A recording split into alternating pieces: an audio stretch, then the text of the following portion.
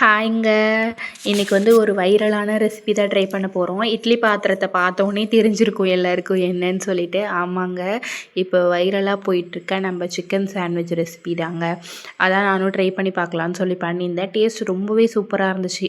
எப்படி பண்ணேன்னா, ஒரு 100 கிராம் சிக்கன் எடுத்துக்கிட்டேங்க. அதுக்கப்புறம் வந்துட்டு ஒரு 3 வரமிளகா, ஒரு 4 பல் பூண்டு, அப்புறம் 2 எக்கு.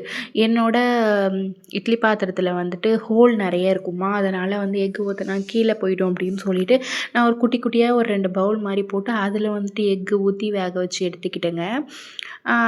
அதுக்கப்புறம் பார்த்திங்கன்னா, ஒரு மிக்சர் ஜாரில் வந்து 2 நம்ம வேக வச்சுருந்தோம்ல அந்த எக்கு போட்டுட்டு, அதுக்கப்புறம் வேக வச்சுருந்த வரமிளகா, அதுக்கப்புறம் வந்து இப்போ ஒரு 4 பல் பூண்டு வேக வச்சுருந்தோம்ல அது, அதுக்கப்புறம் ஒரு க்யூப் சீஸ் போட்டுக்கிட்டேன். சில பேர் வந்து பன்னீர் கூடயே சேர்த்துக்கிறாங்க. உங்களுக்கு எது பிடிக்குமோ நீங்கள் அதை சேர்த்துக்கலாம். அப்புறம் லாஸ்ட்டாக வந்து கொஞ்சமாக மில்க் ஊற்றி அதையும் அரைச்சி எடுத்துக்கிட்டேன். இந்த பக்கம் பார்த்திங்கன்னா, கொஞ்சமாக வெங்காயம், அப்புறம் வந்து கேப்சிகம் எல்லாமே கட் பண்ணி வச்சுருந்தேன்னா, கட் பண்ணதில் வந்துட்டு நம்மளோட இந்த பேஸ்ட்டையும் ஊற்றி மிக்ஸ் பண்ணிவிட்டு ஒரு ப்ரெட் எடுத்து, நான் வந்துட்டு வீட் ப்ரெட் தாங்க எடுத்திருந்தேன். நாங்கள் ஒயிட் ப்ரெட் சாப்பிட்றதில்ல, அதனால் வீட் ப்ரெட் தான் எடுத்திருந்தேன். அதில் வந்து ஒரு பக்கம் நல்லா ஸ்ப்ரெட் பண்ணி விட்டுட்டு, இன்னொரு ப்ரெட்டை அது மேலே வச்சு க்ளோஸ் பண்ணிவிட்டு தோசை தவாவில் போட்டு 2 பக்கமும் குக் பண்ணி எடுத்துக்கிட்டேங்க. கண்டிப்பாக எல்லாருமே ட்ரை பண்ணி பாருங்கள். ரொம்பவே டேஸ்ட்டு சூப்பராக இருந்துச்சு. ஹை ப்ரோட்டீனும் டயட்டில் இருக்கிறவங்களுக்குலாம் ரொம்ப ஹெல்ப்ஃபுல்லாக இருக்குங்க.